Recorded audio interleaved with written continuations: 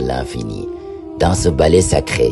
la communauté tisse un tapis de soutien et de sagesse, comme une étoile complexe de fils d'or et d'argent. Tandis que l'individu, tel un danseur solitaire, s'engage dans une médiation sincère et profonde. Chaque mouvement étant une prière silencieuse. Imam Daggassar, dans le voyage soufi, un aller sans retour vers l'infini. ñi ci ànd ak sun Imam baax rafet na de. Imam non solo bàyyi ma def comme yow solo non bàyyi ma def comme yéen non ñun dañoo génn Imam ma solo nekk solo maane de. bàyyi ma def comme yéen donc ñi ngi lay nuyu bu baax imam di la ziyaara di la dalal jàmm macha allah ñu ngi ziar bu baax di nuyu baax ñu nekk ci assistance bi di leen ndokkeel di sant yàlla ci jotaay bi di wax ne tey ñu ngi dajee pour waxtaanee li nga xamante moom mooy livre bi nga xamante ni ñu ngi koy fuglu muy le voyage soufi un aller sans retour vers l'infini nga xam ne suñ mbokk ci yàlla suñ mag suñ sëriñ suñ soppe bu mag di imam Sarr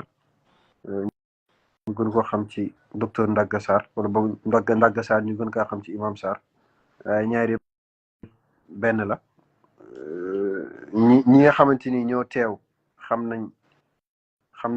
nañ yaay kan bu jar présenté Ousseynou maa ngi lay delloo kàddu gi di am mbégte lool ci daje. Mën nga déroulé de yow. Peut-être ñu bàyyi imam mu nuyoo après peut-être après on va essayer de dérouler le chronogramme xool ce qui va se passer et tout ça. Imam bismillah. Imam dafa mel ni bosum dafa bëggee de. Bon dafa mel ni connexion bi moo dem mais xam naa ne mi ngi ñëwaat. Bon on va parler de quelques anecdotes du livre ak aussi avant ñuy wax ci anecdote yi lan moo waral livre bi en tant que tel quel a été l'élément déclencheur wala lan moo suscité intérêt wu bind livre parce que bu fekkee ne bind la pour bind rek yaakaar naa ne soufisme liñ ci bind bëri na j'aurais bien aimé li may wax ni imam Sarr fekkee ko parce que sinon xam naa ne bu ñëwee dinaa si jaaraat su fekkee ne déggul ma maa ngi leen di dégg alhamdulilah d'accord maa ngi dégg waaw ñu bàyyi la nga nuyoo peut-être après man je continue waaw continue non ñu ngi salaamaaleykum wa rahmatullahi taala wa barakatu ñu ngi nuyu ñëpp ñi nga xam ne ñu ngi suivre live bi un peu partout di nuyu ñaari sëriñ yi Ahmada ak Ousseynou di leen ndokkeel bu baax ci seen livre bi di leen tatagal macha allah. Sëriñ bismillah. imam waaw alhamdulilah ñu ngi lay fay di la ziyaara di ñaan yàlla nangu ziyaar bi te def ko amiin yaa rab moom mooy ziyaada amiin li ma doon wax sànq mooy que waaw li ñuy def mooy on va non dégg naa li nga doon wax on va présenter le livre en tant que tel et parler de quelques anecdotes et mu am ay questions yoo xamante ni après danañ ko ci poser maintenant pour la présentation du livre Imam Sarr va le faire avant ma koy jox je disais que peut-être question bi nga xamante ni moom mooy wundu présentation bi mooy lan mooy intérêt wu wala lan mooy solo su bind livre bi su fekkente ne xam nañ ne ci tasawuf yaakaar naa yàgg nañ ci am ay téere yu bëri maintenant lan mooy intérêt wu tey en 2024 Imam Sarr di bind ci tasawuf alors que il y a plus de 500 ans 1000 ans ñu ngi wax ci tasawuf bu fekkente ne peut-être mën nga jaar ci question boobu pour ñu defal ñu benn présentation bu brève mu nekk lu ñuy commencer. waaw bon question bu doy waar la sax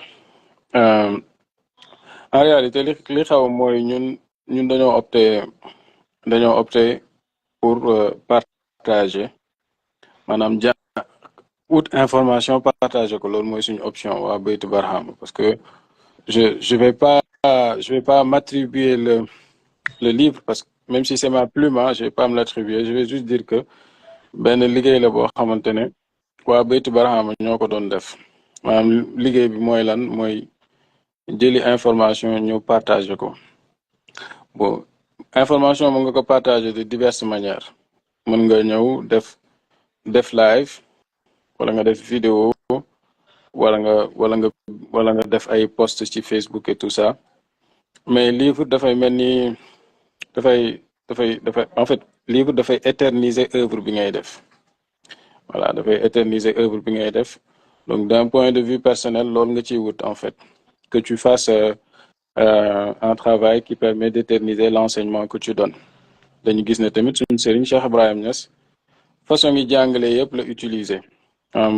wax na nit ñi dégg jëf na nit ñi gis waaye tamit bind na bàyyi fi et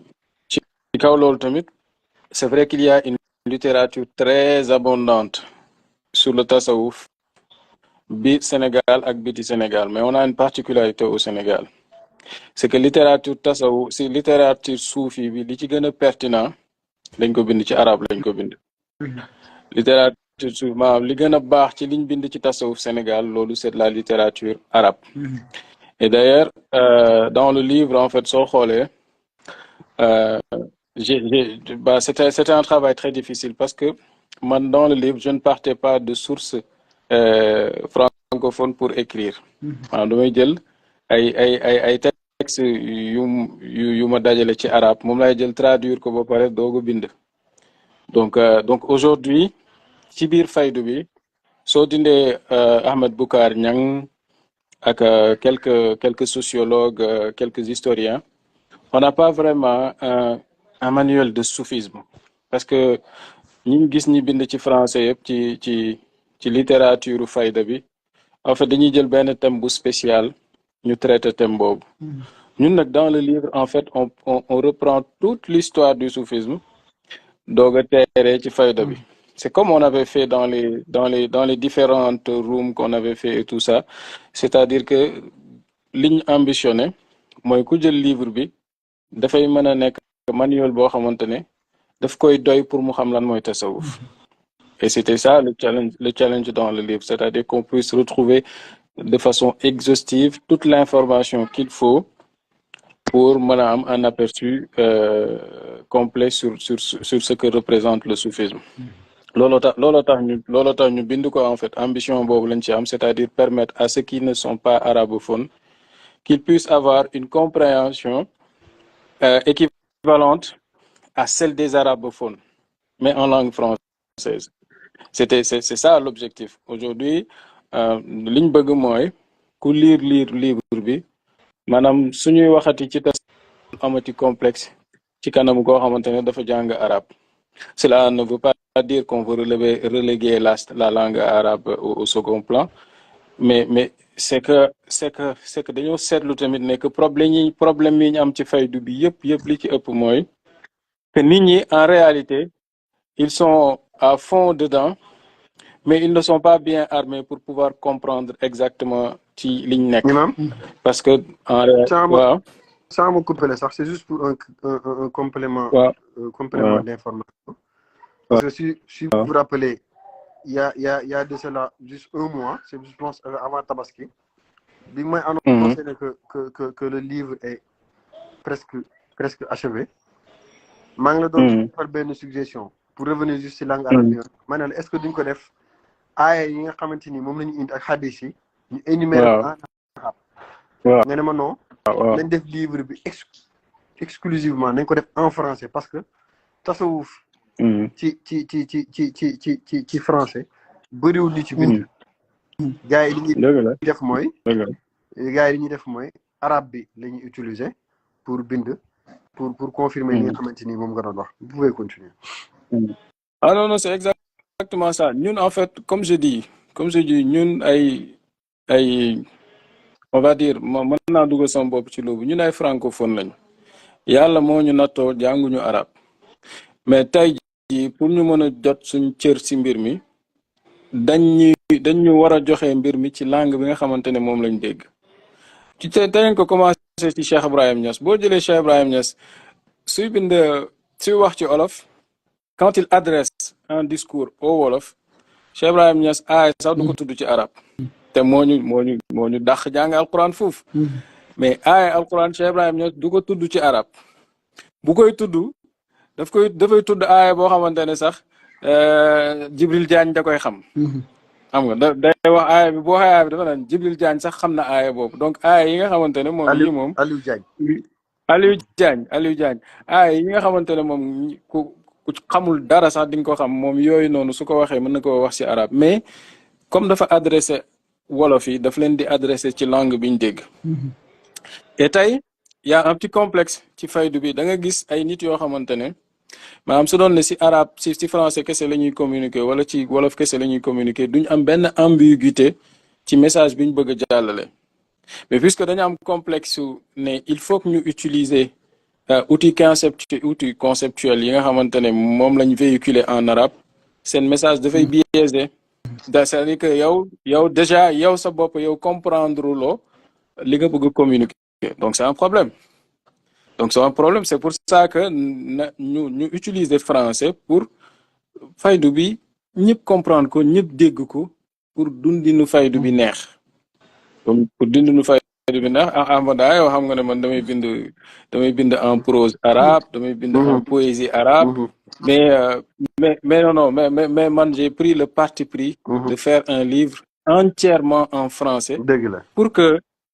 ñi bëri ñi sànku ci faydu bi ñu dellu sewaat xool ne ndeke bàyyi lii la indi liñ ci tere woon jot mooy dafa am ay clés yoo xamante ne c'est des clés en arabe te ñun mënuñ si woon jot moo tax suñ compréhension biaisée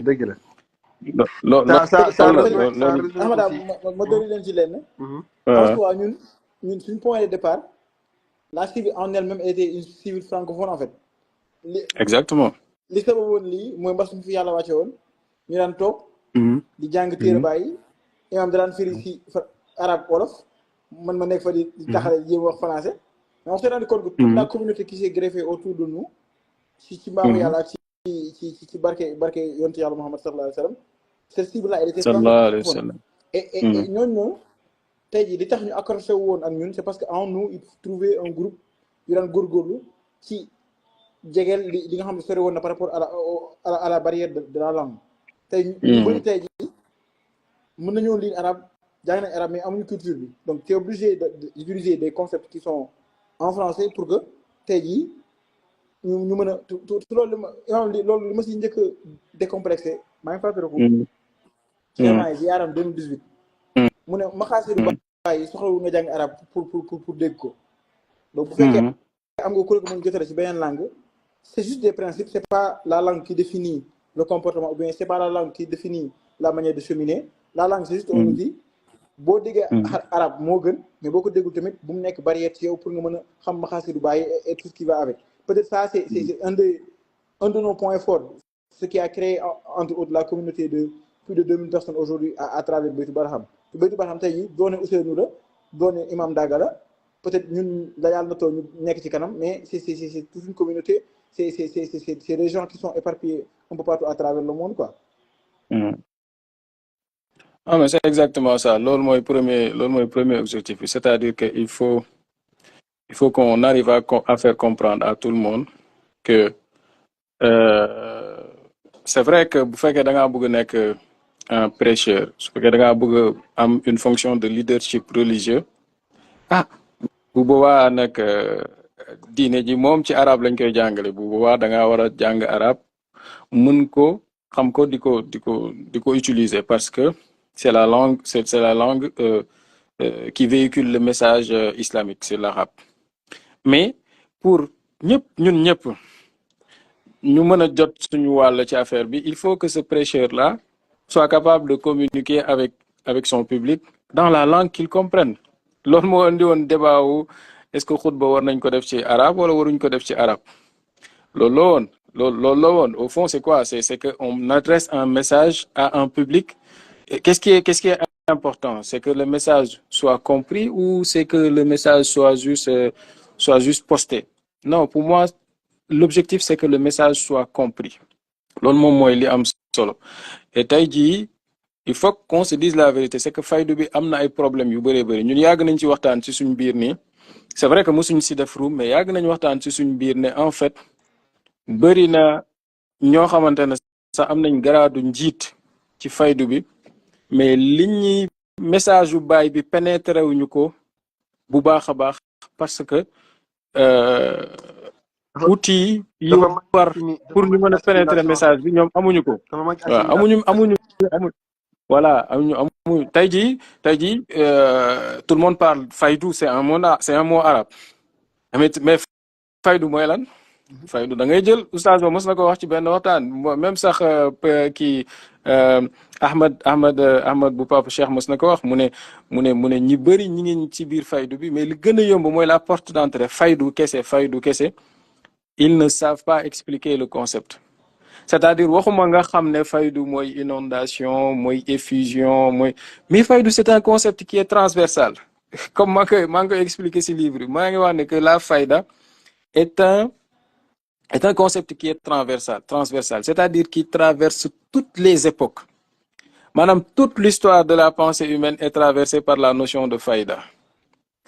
léegi tey jii su fekkee ne xam nga Baye su ñëwee wax rek faydu nangam Baye xam na li muy wax ñi dégg arab xam nañ li muy wax ñi nekk ci biir tariqatu tijaaniya xam luy faydu dañ xam bu baax a baax lan lay wax mais taalibe Baye bi ñëw rek jël tarbiya fekk jàngul arab et tout ça même muqaddamam jàngul arab faydu bu xamul ne que c'est un concept au-delà d'un mot dont il faut chercher le sens dans le dictionnaire du mën a joxe dëgg-dëgg li mu war a joxe parce que la notion de fayda si tu la comprends cela veut dire que il y a une filiation spirituelle naturelle boo xamante ne moo nekk ci doomu aadama yëpp et la fayda c'est une sorte de mouvement de renouvellement de cette filiation naturelle. Donc ce mouvement a toujours existé et il va continuer à exister. Donc la prophétie est une dimension de la faïda. La wilaya est une dimension de la faïda. La khilafa est une dimension de la faïda. Mais li tax ñu mën a dégg loolu day fekk ñu mën a pénétrer concept yi et pour ñu mën a pénétrer concept yi il faut qu'on trouve des équivalents des concepts qui sont utilisés en arabe pour mën ko dund dëgg-dëgg. ta jëlal yeneen concept bëri na mëdët daal bi bàyyi yëppay wax mëdët mais c'est quoi le mëdët c'est quoi lan mooy mëdët dëggantaan njaay tu vois lan mooy mëdët lan mooy tëbbu lan mooy mëdët suñ ko waxee dañ koy wax ñun tëjëli taraqi jazbu wusul fanaaw yooyu yëpp ñun on est capable de répéter ces mots-là à l'identique mais en réalité pénétrer wuñu sens profond yu mots yooyu noonu parce que c'est des arabe dafa grave en fait arabe du joxe mot boo xamante ne mots yi muy jël c'est des outils conceptuels en fait le mot en arabe n'existe pas on n'a que des outils conceptuels c'est-à-dire bu ñu nee fanaaw dafay yóbbuwaale lu bëri loo xamante ne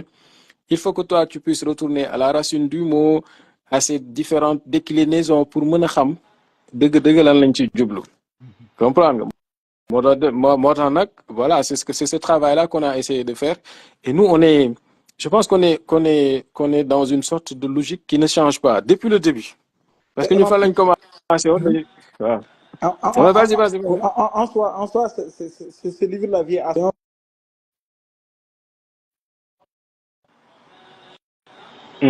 dañoo toll ci période boo xam ne désinformation bu mag dafa am c'est-à-dire y a vous m'entendez yéen a ngi may dégg kii nee na la faïda ne peut pas être comprise je ne suis pas d'accord je ne suis pas d'accord ne pas être défini la bëgg imam non dañuy waxtaan Ahmada dañuy waxtaan c'est-à-dire que loolu laay expliquer Modou Mbacké mu fii de en fait lui il nous prend en cours Ousseynou s'il te plaît Ousseynou en fait lui il nous prend en cours je pense peut-être ces questions-là on va les rassembler après cette présentation il y aura une partie de réponse question-réponse certes c'est bien beau d'être spontané de répondre à la vague comme ça mais ñun on se connaît en fait après on va voilà xam nga li mu bëgg wax non c'est très clair man li ma doon xam na la c'est-à-dire le fait que ce livre-là il puisse être vraiment pertinent c'est par rapport ak phase duñ toll maa ngi fàttali 2021 te su manqué du ne bu ñu bëggee gore nañu jàng mu ne ñaar moo mën a nekk mu ne ndaw bu nekk war nga xaa dimbale ñaar soit nga jàngal ko jàng pour yar ko wala nga yar ko mu jàng mais ñaar kuñ ci privé rek loolu léegi nag gis nañ ni jamono bii nii qu'on se dise la vérité on va pas se voir la face yar bi dafa sooke aju si ñun taalibe aju si ñun ci yarakat yu bëri donc il faut impérativement que jàng jiitu parce qu'on est dans un monde contemporain la personne a droit à l'information et de cette information il faut synthétiser un certain niveau de connaissance qui lui permettra de faire des choix judicieux sur la manière de marcher sur en qui avoir confiance kan laa war a topp nan laa ko war a toppee wala si yan ponk laa ko war a toppee en soi parce que principe bi du changer maintenant àdduna bi moo évolué turu concept yi di imam di wax rek le tasawuf était une réalité sans nom aujourd'hui c'est devenu un nom sans réalité mais dans le principe premier ku nekk ci ñun avec ton intellect avec un minimum de bagage tu peux identifier réellement ce concept là quelle est sa droiture ce concept là quelle est sa pertinence par rapport ak man damay dund te nit moom boppam doy na ko pour mu mën a tànn sur le plan intellectuel donc dina am ay béaba yoo xamante ne buñ ko éclaircir parce que en fait nit ñi ñoo ko soreen en fait xam nga imam sànq mu ngi koy wax tey ji ñu bëri boo waxee ay waxu tëjël yi taraq yi fanaa affaire yu garaaw ay genre nit ñi dañ naan gars yi dañuy arabal def ko ay concept yu ésotérique loo xamante ne c'est inaccessible ba yow buñ la gisee sax nga koy wax avec une certaine aise il faut pas un mufti alors que c'est juste des mots des concepts yoo xamante ne yàgg na fay am nit ñi yàgg nañ kaa dund mais puisque y a eu une nu ma ko mën a waxee am na bëbb bu am y a eu un fourre-tout y a eu une entrée en masse donc c'est normal que nit ñi di am difficulté pour retrouver wu mais tey jii c'est l'occasion de se poser de retourner au livre de réentamer une marche yoo xamante ne elle est méthodique et elle est basée sur des concepts qui sont bien définis et bien compris en soi il ne s'agira pas de répéter des mots mais il s'agira de dire quelle est la démarche minimale pour pouvoir entamer un cheminement spirituel. Dëgg la. Non mais c'est exactement ça c'est exactement ça c'est-à-dire que balaa ñuy xam nga Baye dafa wax ne y a des étapes dans le cheminement spirituel. Et ces étapes-là en fait elles sont importantes. Encore une fois on n'est pas en train de dire que juste à travers la lecture on peut avoir accès au mystère de l'initiation. Non. D'ailleurs, on le dit dans le livre. D'ailleurs, dans le livre, il y a une partie qui s'appelle la dialectique du disciple véritable. Maanaam disciple véritable bi si yan ñaari tànk lay doxee. Il est entre ce qu'on appelle l'iqra, c'est-à-dire la lecture, et l'irtiqa, le cheminement. Et donc, c'est une double dialectique. Et cette double dialectique-là, elle est nécessaire. Elle est nécessaire parce que charia bi dañ koy comprendre comme la base des connaissances ésotériques. Mais au-delà de la charia, en fait, le savoir initiatique, il est porté par un vocabulaire. Et ce vocabulaire-là, il faut le connaître si on veut faire de la théosophie. Loolu laa nekk di expliquer en fait. En fait, il y a un vocabulaire. C'est-à-dire que tout le monde, tous les initiés ne sont pas obligés de prendre la parole. Mais quand un initié décide de prendre la parole, il faut qu'il maîtrise le langage technique pour le faire. Sinon, dafay sànq ñu bëri te looloo xew ci faydu bi loolu lañ nekk di expliquer en fait. C'est-à-dire que tu peux t'exprimer sur la fayda comme tu veux. Écoute, maa ngi leen jox benn exemple na ma baal je ne le connais pas je l'ai jamais vu docteur Babacar Niane. J'ai lu son ouvrage. Son ouvrage en fait est destiné à parler de panafricanisme. Et quand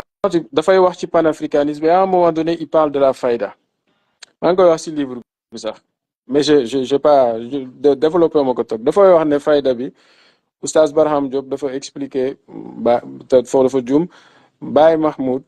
Baye Oustaz Barham Diop moo laaj Baye lan mooy faydu bi Baye na ko da ngay jàpp ne mooy benn teen boo xam ne dafa fees del ak ndox nga am baag boo xam ne du bënn nga am buum boo xam ne du dagg nga am koo xamante ne dafay tànk ndaw luy tànk te am doole sawar di sotti ci ay ndab yoo xamante ne seen capacité dafa wuute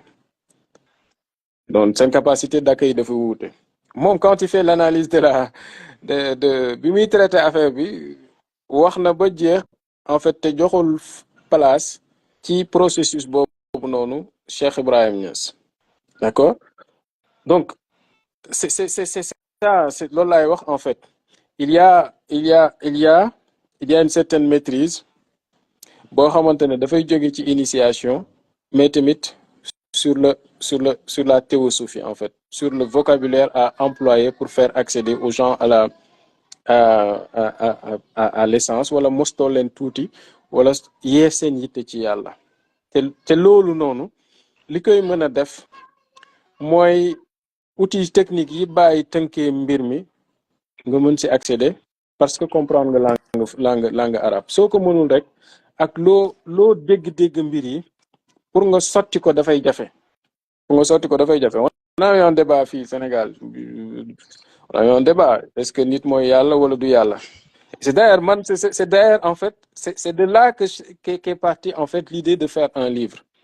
c'est de là qu'est partie l'idée de faire un livre wax naa leen ko sax yéen man c'est de là que m'est venue l'idée de faire un livre en fait pourquoi ça pose problème de parler de divinisation ñeneen ñi ils pensent que c'est un blasphème xam nga tey buñ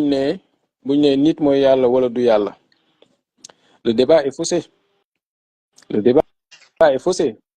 est faussé honnêtement quoi nit mooy yàlla wala du yàlla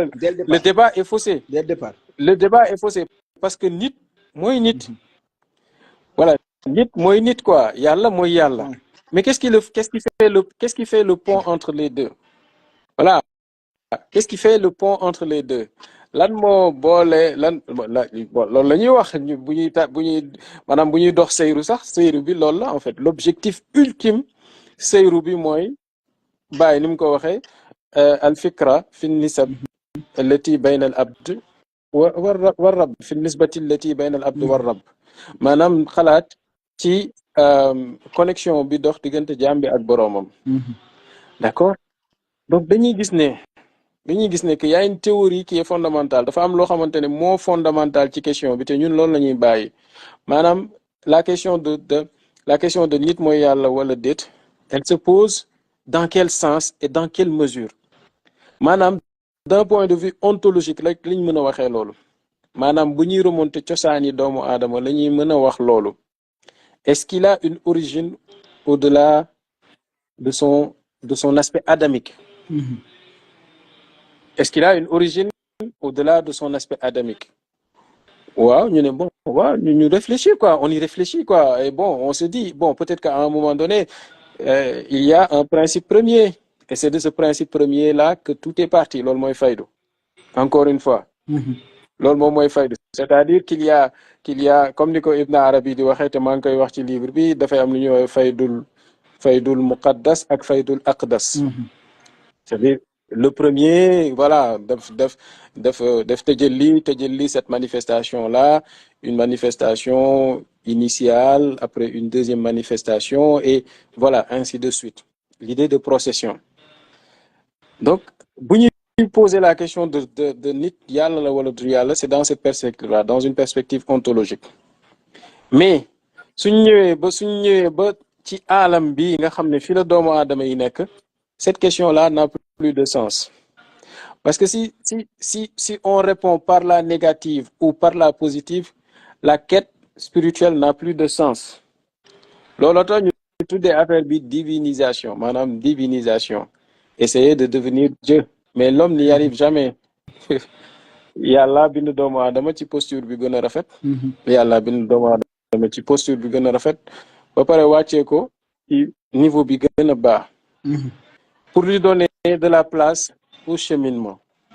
looloo tax may wax ci livre bi nekk Ahmed Shawqi par exemple dafay wax ne que quand on parle de divinisation c'est la divinisation maanaam nit dem dox bi nit di dox pour jéem a nekk yàlla mu ne dox boobu en réalité du dox nit ki jëm ci yàlla waaye doxu nit ki la jëm ci boppam pour aller chercher chez lui ce qu'il y a de plus sacré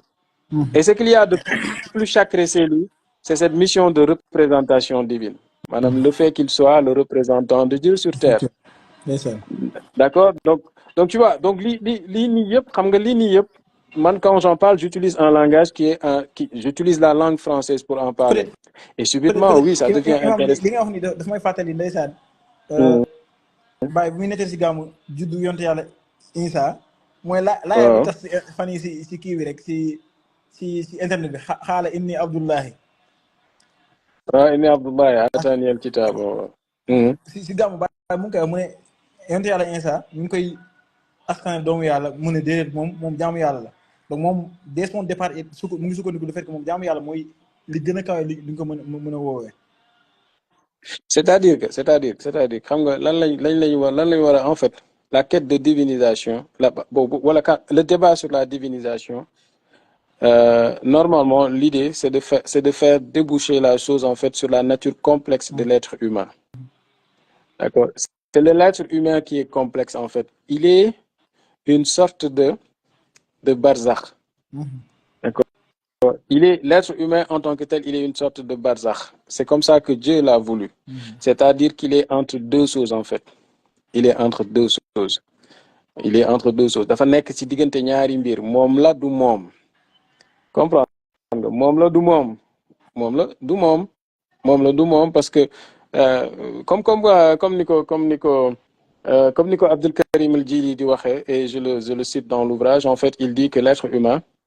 lépp li yàlla am doomu aadama am na ko mais ça ne fait pas de lui yàlla te tamit yàlla ci boppam tamit le divin aussi c'est un concept qui est également très très très complexe. Il est entre deux principes wala il est entre on va dire que il est entre la transcendance et l'immanence. C'est-à-dire yàlla sori na ba mënuñ koo jege waaye mu ngi fi ba buñ gestoo dal ci moom. comprendre nga doomu aadama tamit noonu la mel. ok loolu dafay une contradiction te contradiction. voilà c'est-à-dire que quand on en réalité quand tu objectives la quête, en fait la quête c'est une quête impossible en fait. C'est une quête impossible. looloo tax Cheikh Tidiane li gën a garaaw mooy quête bi li ngay wut xam nga ne doo ko am mais yaa ngi soxla wut bi. da nga koy wut par force. waaw parce que loolooy sa dund bi loolu la en fait. Mais la quête elle est impossible parce que tant que tu restes un être humain tu es entre le possible et l'impossible en fait. La possibilité elle est dans l'impossibilité et l'impossibilité est dans la possibilité. moo tax Baye di la wax ne boo demee ba war koo nekk dootoo fi nekkati.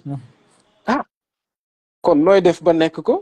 mooy nga ñàkk ci sa bopp rek boo ñàkkee ci sa bopp nekkatoo donc la quête elle est dans le possible et dans l'impossible. L'impossible est dans le possible. quête bu possible loon sax boo demee ba di ko am da nga fiy nekk di nga am nekk. te ñu ne la moom boo si bëggee daf la fiy jëlee. waaw doo ko fi jëlee en fait tu vois c'est le bon en fait je me dis que même la réponse à ces interrogations là se trouve dans la démarche. ñu ne la li ngay wut soo taxawee di ko wut yow yaa ngi fi wut mu ngi fi moom mu ngi fi. ñu ne boo ko bëggee am nag yow doo fi nekk wut sa du fi nekk donc état de conscience bu lay xamal ne yow acquérir nga li nga wut sax état de conscience boobu jomb na en fait Babacar Sy mu ngi ko wax mu ne nga nekk fi yàlla nekk fi jomb na. mais xam nga moom la je pense que difficulté bi si assimilation loolu noonu la en fait. xam nga moom laay jéem a expliquer ci livre bi en fait. C'est ce que Henri Corbin nous dit. Il nous dit que le mystère humain est un drame divin. Le mystère humain est un drame divin. Le mystère humain est un drame divin. Li fi def doomu aadama moo fi saxal yàlla. Parce que à la base te maa ngi koy expliquer quand je parle de kuntu kanzan lam oraf bi ko Khomeini di expliquer lu mu expliquer foofu noonu moo lay wane dëgg lu tax Cheikh Tidiane radiyallahu anhu bi muy junju xalifa yàlla bi dafa ne dhahara rajulun min at-taifati wallahi la yu'rafu fi dunya wala fi al-akhirah. dina am benn waaye bu mësa ne tëll ci kuréel bi génn taxaw kooku kenn du ko xam àdduna kenn du ko xam al-akhirah. Parce qu'il a une double nature en fait. Il a une double nature. Il a une essence divine et une forme humaine. وكنت خروفا عاليات وأسترا لم نقل فوقعها شخصي متى قام مظهرا. que j'étais des lettres élevées et des écritures imaginaires. Et à un moment donné, je me retrouve on peut le dire comme ça, emprisonné dans un corps physique. Mais donc, le Doomu Aadama bi, en fait, il est le théâtre d'un conflit. Baye bi muy bind doomam yi lettre loolu la leen wax en fait qu'il y a un conflit naturel chez l'être humain, c'est-à-dire une part les chrétiens ou dans les autres cultures ils vont dire une part angélique, c'est-à-dire quelque chose de céleste, et une part qui est bestiale, qui est animale. Donc l'individu il est un être de synthèse. looloo tax baay bi muy wax yonent sallallahu alayhi wa sallam dafa ne laa huwa xayruhu wala huwa aynuhu. moom du leneen lu dul moom waaye du moom. d'accord lu tax ngay wax du moom mooy parce que yàlla dara melul ni moom laysa kamithlihi shay.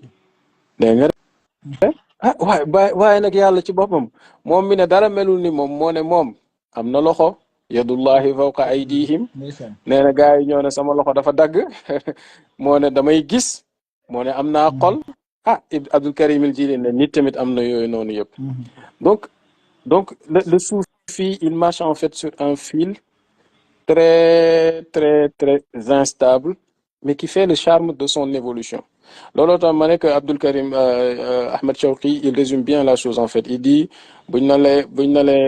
lee dawal jëm ci yàlla waxuñu la ludul nga daw jëm ci sa bopp. mu rek ajusté sa caméra bi mu xam naa day live. mu da nga bëgg da ñoo nar a jaay. waaye da nga bëgg a dugal waaw mais on peut interagir parce que c'est ça l'objet du livre Ousseynou léegi xaw ma ndax dañuy. Ahmad laa doon xaar mu rejoindre daal dama bëggoon progresser sax moom quoi. nii baax na moom.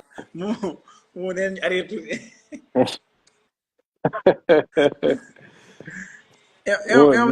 naka waa Medina. waaye ñu ngi ci jàmm alhamdulilah ñu ngi ci jàmm bu baax. dama nañ Medina bu baax a baax sax. waaw maintenant on va être obligé de venir ñi nga am ba suñu dëj bi. waaw peut-être imam après nga jaar si rek incha allah. waaw ñi nga am suñu dëj bi moom baax na. Ahmada peut-être sa téléphone bu tàkkaatee nga rejoindre comme ça on continue. Voilà loolu quoi moo tax le livre en fait il est composé de trois parties. Une première partie où en fait j'essaie de faire quoi, j'essaie de montrer que moo xam faydu la moo xam tariqatu tijaaniya la nekkuñu en fait des mouvements hétérodoxes. En fait ils sont dans la pure tradition soufie. loolu tax je pars chapitre premier bi mu ngi tudd le soufisme à travers les âges en fait. comprendre nga soufisme si départ am fan la jógee ba ak nan la def ba yegsi ci tariqatu tijaniya et comment la tijaniya constitue une réponse à la modernité. Et c'est ça quoi, c'est ça l'idée. moo tax j'ai pris beaucoup de temps ci tasawuf naka la commencé ci dëddu àdduna et une réponse aux dérives des musulmans quand ils ont eu accès à l'abondance et à la richesse ba am ñoo xamante ne dem nañ ba affaire bi metti leen naqari leen ñu ne dañuy beddeeku dëddu àdduna ñu tuddee leen ay suufi. maa ngi tudd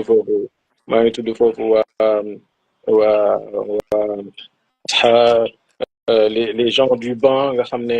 ay saxaaba la ñoo xamante ne dañ leen a xamoon ci dëddu àdduna goo xamante ne ñoom ñoo ko choisir parce que jullit yi bi affaire l'islam neexee rek dañoo commencé nekk ci ay excès. kon ñu ne que le mouvement premier du soufisme en fait c'était ça, c'était un rejet des excès et du luxe. Ensuite l'idée d'amour a commencé à germer. On a commencé à parler d'amour, de mbëggeelu yàlla surtout. ñu tuddee ay Rabi'a bint Ismaïl, même Zunnunul Misri nga xam ne c'était les théoriciens de l'amour. ñoo commencé njëkk wax lan mooy mbëggeel. ñoo commencé njëkk wax lan mooy mbëggeel. Ensuite on a une génération qui a commencé à parler de Maarifa. D'abord avant la Maarifa il y a eu ceux qui ont commencé à parler d'extase. ñoom Xallaaj ñoom Chibli ak ñeneen ñoo xamante ne ils ont commencé à parler d'extase d'idée de un amour charnel di wax ak yàlla mel ni kuy wax ak loo xamante ne mën nañ koo laal dund ko mos ko. Ensuite on est parti de cette expression d'amour à une sorte de sophistication du langage soufi boo xamante ne dafay correspondre on va appeler ça une période de théoricisation du tasawuf. loolu tax su ma cité auteur yu bëree bëri jaar ci seen trajectoire ak naka lañ defee ba am soufi et ce qui est intéressant dans la manière dont je trace les trajectoires, en fait je ne choisis pas des soufis avec des destins exceptionnels. En fait dans l'histoire du soufisme, en fait on va retrouver des gens comme ceux qu'on retrouve dans la vie, dans le quotidien, comme ñun ay Bétu Barhama, ay anciens rappeurs, ay anciens nangam ku nekk am nga sa trajectoire underground quoi. ay boy tam quoi, tu vois, des gens normaux quoi, des gens normaux. Ibrahim Ibn Adham, c'était un prince boo xamante ne lu neex rek la xamoon, lu baax rek la xamoon. Et à un moment donné, il y a un déclic qui se crée, mu bàyyi loolu noonu yëpp dem kii.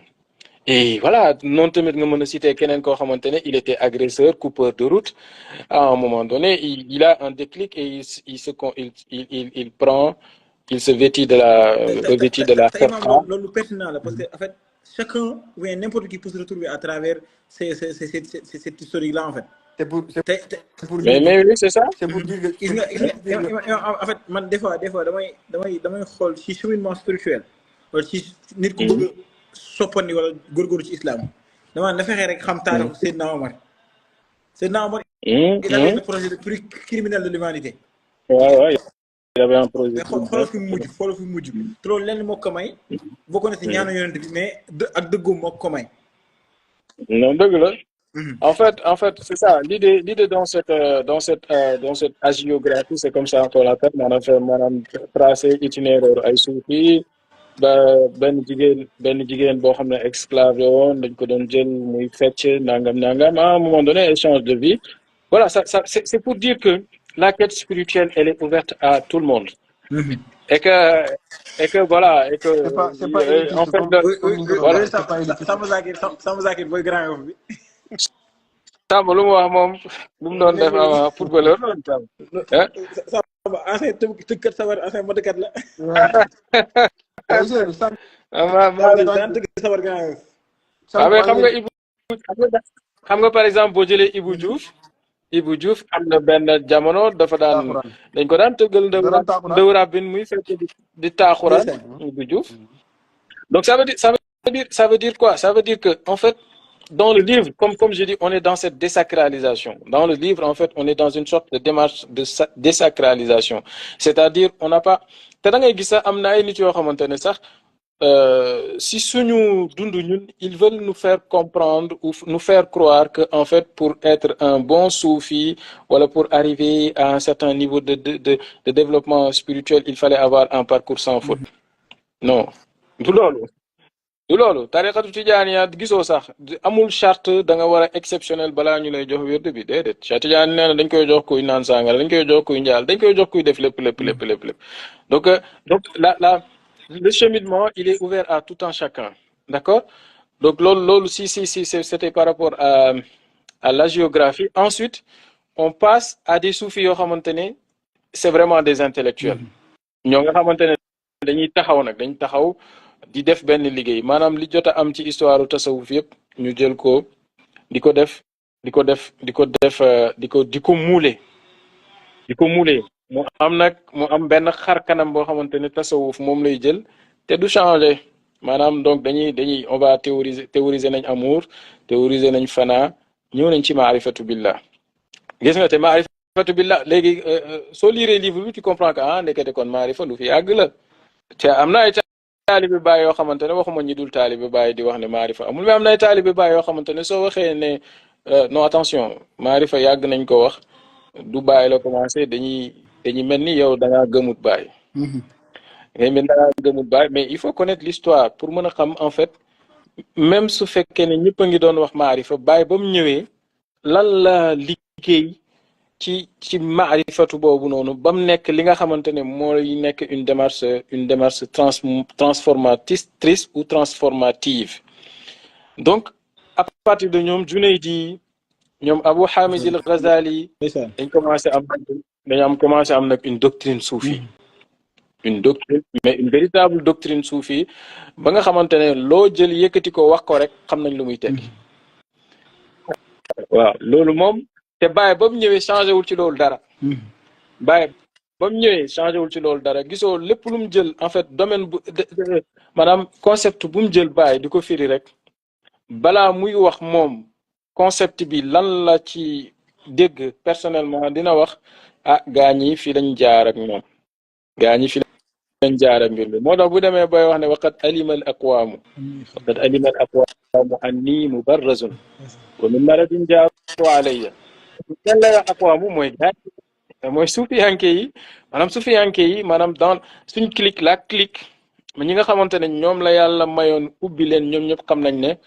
man tey fii ma toll maa leen raw lu tax moom man leen a raw nag mooy xam naa li fi jàll yëpp d'accord donc après dañuy gis ne que et ce point là aussi il est important pour moi dans le livre mooy là où je parle de l'évolution du soufisme j'en parle dans une double dimension en fait j'en parle dans une double dimension c'est-à-dire une dimension doctrinale que le soufisme a évolué au point de vue doctrinal et quand je parle de l'évolution doctrinale du soufisme damay indi ñaari affaire mooy rôle bi ñuy jox yonent yàlla Muhammad sallallahu alayhi wa sallam ak déggin bi ñuy am ci tawxid ndeysaan te foofu du ma ñëw ci Cheikh Ibrahim Niass damay wax li Junaydi wax ndax Junaydi moom moo lay jëlee ci tawxid boo xamante ne dañ koy mbébi rek ak tawxid boo xamante ne dañ koy most te moom dafay wax ne doomu aadama bi ba mu waxee balaa ba yonent sallallahu alayhi wa sallam taxawee ci mihrabul wujudi wax balaa ci la doomu aadama bi xamoon yàlla donc tu vois li ma doon wax sànq ne que d'un point de vue ontologique nit ki ci yàlla ji la bokkoon kenn mënu ko cee génnee ba lépp nekkee ci zaatu dara deful dara génnul boobu lépp a ngi foon di am moom la Cheikh Tidiane di wax ne wujud boo xamante ne waajibul wujudi la ak wujud boo xamante ne jaizul wujudi la mu ne wujud bi nga xamante ne daa nekk jaizul wujudi dafa làqatu woon si biir wujud bi nga xamante ne waajibul wujudi la waaw laysa bil imkaani abda'u mimma kaana fii dara beesu fi lépp amoon na ci azal waaw am ne azal mooy ëbët mooy azal donc moom Junaydi ne doomu aadama yi ñoom ñëpp xamoon nañu yàlla moom la waa ji doon wax ne waqad waqa at tafriqu wal kullu waxidun tey rek la texalikoo di am waaye démb ñun ñëpp benn lañu woon waaw tey rek la texalikoo am ñun ñëpp benn lañu woon donc ma ne foo dama expliquer ne que Junaydi moo jëlee tawxid ci mbépp indi ko ci dund ko yëg ko mos ko donc encore une fois mos yàlla gi jeex ci yàlla gi loolu Junaydi 1200 la génn àdduna kon xam nañ ko bu yàgg ma ñëw ci yonent sallallahu alayhi wa sallam ma indi waxu Abu Nasr Sarraj moo bind benn téere bu tudd Kitaabul Luma le livre de la lumière ci livre de la lumière dafay expliquer lan mooy topp yonent sallallahu alayhi wa sallam ilmul iqtida maanaam xam-xam yi roy yonent sallallahu alayhi wa sallam jàngoon nañ ko bi ñuy def ruum yi ci affaire yooyu waxoon nañ ne roy yonent sallallahu alayhi wa sallam nekkul roy waxam yi ak jëfam yi nekkul roy jikkoom yi ak melokaanam yi waaye xaali yonent sallallahu alayhi wa sallam roy ko tamit ci la bokk te dañu gis ne nekkati yonent sallallahu alayhi wa sallam topp yonent dëgg-dëgg moom mooy maye fannaaw moom mooy maye fannaaw donc là quand je parle de l'évolution doctrinale loolu laay wax damay traité ban rôle la yonent sallallahu alayhi wa sallam am ak naka lañ gisee tawxid xam na damay bàyyi ngeen commenter foofu tuuti après ñu yeggali wala qu'est-ce qu'on fait la mu ngi kii de genre expliquer trois parties après on va aller si question yi. Ahmada mu ngi koy préciser léegi le livre est disponible en précommande au 995 66 66 wala ku message Ahmada wala ku message après on pourra bientôt mettre ça à disposition quoi, Inch'Allah. Inch'Allah. Donc là je parle de l'évolution au niveau doctrinal, c'est-à-dire que ñu ngi xam nañ à partir de Junaydi lan mooy tawhid, kitabul misaq mooy livre boobu le livre du pacte, xam nañ tamit lan mooy roy yonent bi sallallahu alayhi wa sallam. Et donc tu vois au niveau doctrinal en fait le soufisme fait reposer sa dynamique sur les deux piliers essentiels, c'est-à-dire le prophète sallallahu alayhi wa sallam ak yàlla subhanahu wa taala. maanaam ñiy wax ne ñun alquran ak sunna rek la ñuy topp, sufiyanke yi ñoom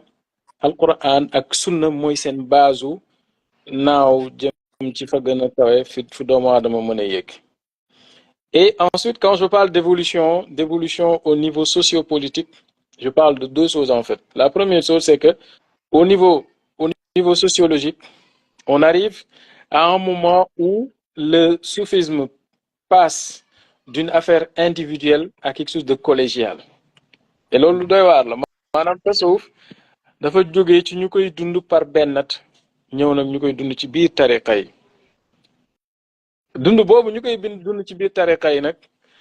am li ci baax bëri na lool waaye lim yàq tamit bëri na. Parce que c'est à partir de ce moment-là qu'on va passer d'un soufisme fondamental foncier mu nekk lu xóot ak benn soufisme boo xamante ne dafa folklorique, dafa nekk phénomène de mode. da nga gis koo xam ne dafa tey rek ne moom tijaan la, an sa sëriñ awma sëriñ, an sa wirdu ma waaye tijaan la par force, moo lay gën a rafet maxane awsa, moo lay gën a dàq kurus te moo lay jiit Medina Baye, moo la fay mujj nangam il se dit soufi. Donc l'apparition des confréries a créé une scission en fait entre la démarche soufie et l'aspect confrérique. Les deux peuvent être identiques, mais il y a dans la plupart des cas un énorme fossé. Mais aussi l'aspect confrérique dafa accentuer la communautarisation. Et cette communautarisation, elle est importante, elle est très intéressante parce qu'elle permet aux soufis d'être influents.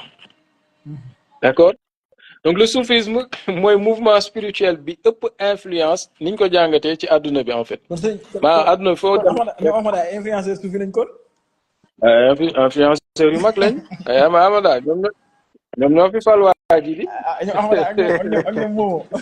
influenceur soufi lañ. Ouais, tu vois. Donc d'ailleurs. non dañuy waxtaan. En fait, sànq je disais que bi ma génnee noonu sax maa ngi doon taaloon sama ordinateur di déglu. Pour dire que j'étais dans le live. C'est juste que sama téléphone moo déchargé woon. Après journée moo ko may leer. moo ko may leer. waaw Ousmane moo may leer borom ñaari leer dafa maa jox benn leer quoi. Bon bref sànq yaa ngi wax lu am solo maa ngi sax bind naan Junaydi moo nekk instigateur de la tariqa. Parce que bu ñu amee tey jii ni ak tariqa Junaydi moo njëkk taxawal tariqa boog ci gàttal te loolu sànq imam mi ngi def benn rappel historique bu am solo par rapport ak Bayt Barham, par rapport ak les Roum, par rapport ak certains enseignements yoo xamante ni jot nañ ko def. Et quand il m'a parlé de ce livre, j'ai vu le livre comme la résultante de tout ce travail en fait. Qui a duré pendant des années, pendant des mois, des nuits blanches ak yenn sax ci tukki parce que comme dañuy wax tukki mooy sax turu livre bi. Je pense le jour bi may confirmer que le titre choisi, je parle sous le contrôle. Il avait choisi un autre titre. ma ne ko non. bii nii du nekk titre livre bi. Bon. je suis pas étranger chez Imam moo tax ma am sañ-sañu. Avis sur tout ce qu'il fait. En plus dëggal ne que moom yëg-yëg bi mu am que ne ce livre là c'est la résultante de tout ce travail qu'on a abattu à travers Bayti Xam moo tax quand il avait choisi titre bi soit du ma ko wax sax waaye ci biir live bi. non mais mën nga ko wax. Bon, en fait bon pour ne pas revenir dans la polémique mais il avait choisi comme titre la divinisation de l'homme ou c'est ça. Après c'est la divinisation. Quand on a discuté man ak moom pendant une heure de temps ma ne ko non certes il y a un élément défenseur du livre mooy que ni il y a beaucoup d'hostilité dans la fayda keroog rek Cheikh Mahi mu ngi koy souligner que li rax dafa donc l'autre jour je disais sur Twitter que maintenant au lieu de polémiquer nous prenons peut-être la chose la plus simple wala peut-être le contraire d'être des polémistes. Essayons de rétablir la vérité. Par l'information. Exactement. Par la bonne information. Essayons de rétablir la vérité par la bonne information. mooy que ni tey nit ñi kenn ku nekk muy xëcc sa côté kenn ku nekk muy wax ci lu nekk. et que ñun. soo xoolee suñ sacerdoce la woon. Baytu Barham. 2021. que li ñu intéressé mooy que de former des êtres spirituels. C'est pas de les former, c'est de les inculquer, de les montrer la voie pour que ñu xamee li nga xamante ni mooy tasawuf mooy spiritualité musulmane ak li nga xamante ni nekku ko. C'est important de souligner que tout à l'heure imam wax que ni tey dañ koy wax tout le temps que le soufisme ou bien le tasawuf c'est pas quelque chose de élitiste. nit ñi ay rappeurs lañ woon tey jii boo xoolee dans la fayda y a beaucoup de rappeurs qui se sont initiés. man ci rappeurs yi laa bokk. imam si wax bu gën a yaatu sax mu ngi ne tariqa bi duul ne dafa am ay conditions yu wax ne duñ ko jox kii nii dafay fecci wala kii dafay break dance non. Je le dis tout le temps que am na dafa am benn audio bu am importance boo xam ne dama koy répéter tout le temps ñi may suivre sax danañ kii. Quand je dis Serigne underground waa ji dafay xam ne man Serigne underground la parce que kenn mënu maa nax. te loolu dafay tedd ci li Baye waxoon ne fexe leen ba nekk ay taaliba yoo xam ne ku jug rek nax leen. nit dafa war a yeewu dafa war a am benn intelligence et que. toujours dafay ñëwaat ci suñ ay règles premières que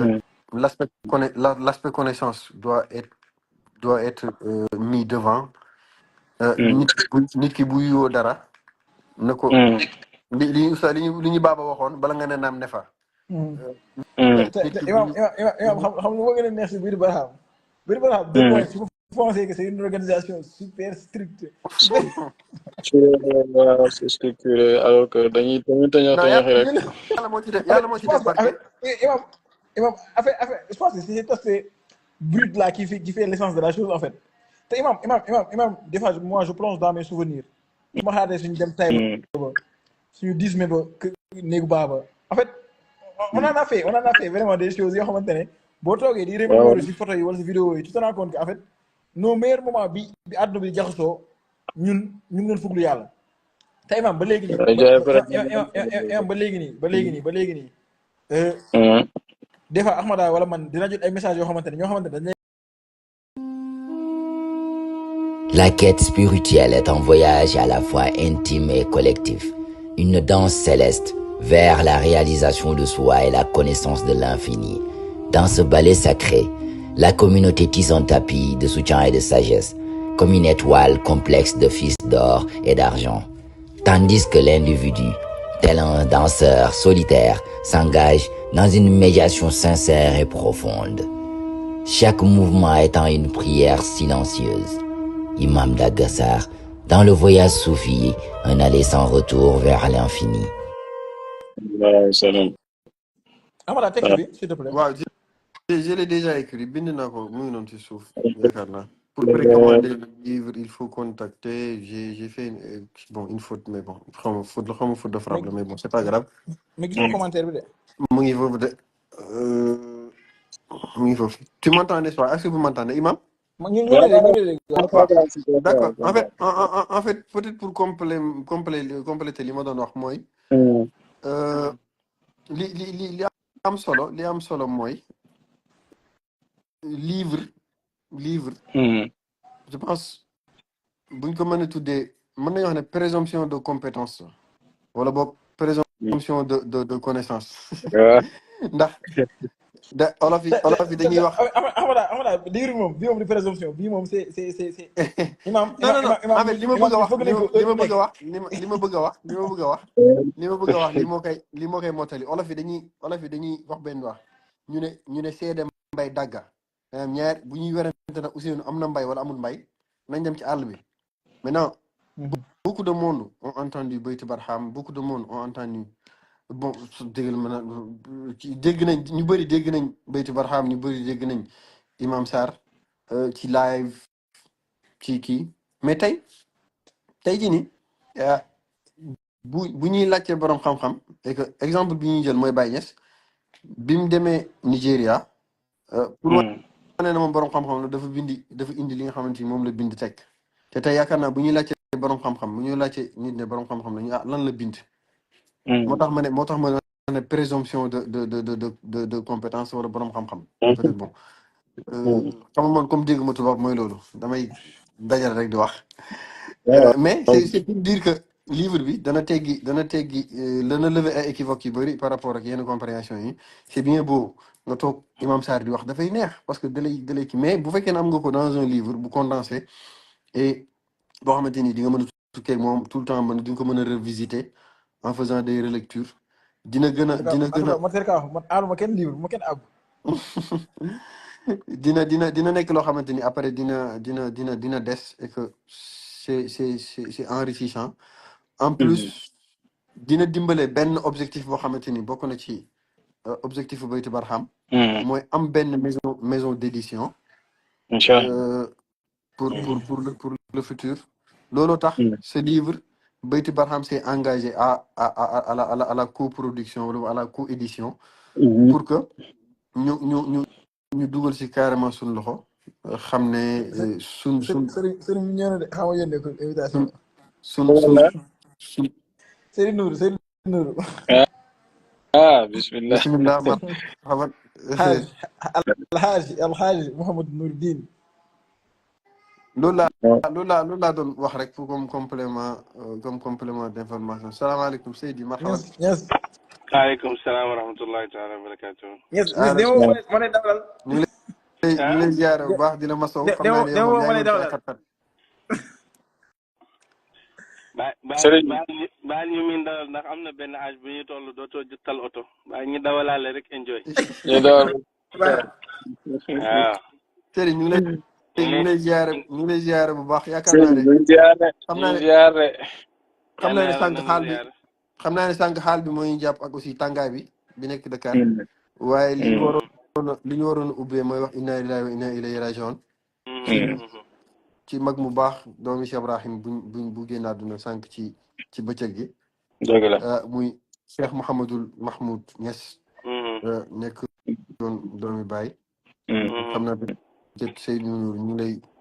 ngi lay jaale li nga xamante ni moom lañ bokk parce que suñ sëriñ la suñ Baye la ndax benn doomam si ñun la bokk ci Beyti Barham la bokk ci membre fondateur la bokk muy Zeyn Habibine di xaritu Imam Sarr ci lu ma xam lu bëri waaye di xaritu ñëpp parce que nit ku baax la ñu ngi lay jaal suñ Baye jooju noonu macha allah dëgg